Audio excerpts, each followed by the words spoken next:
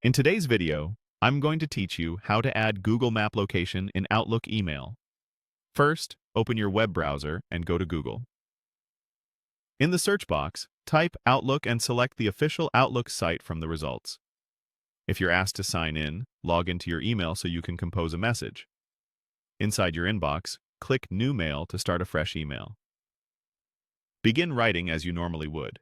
Add your recipient, a clear subject, and the body text. When you get to the part where you want people to find your location, type a short phrase like View Location or Get Directions. Keeping this text concise and descriptive makes your message easier to read than pasting a long URL. Highlight that phrase with your mouse. With the text selected, look at the formatting toolbar above the message and click the hyperlink icon, which looks like a small chain link. This opens a link window.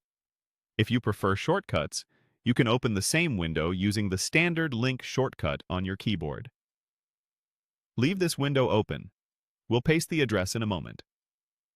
Now switch to a new browser tab and go to Google Maps. Search for the place you want to share and make sure the pin sits exactly where you want it. A helpful tip here: use the Share option in Google Maps to copy a clean, reliable link. That share link is usually shorter and more stable than copying from the address bar. Copy the link to your clipboard. Go back to your Outlook tab. In the link window, you'll see the text to display field already filled with your highlighted words and a web address field waiting for the URL. Click into the web address field and paste the Google Maps link you copied. Give it a quick glance to confirm it starts with HTTP or HTTPS and points to the correct location. Click OK to insert the link.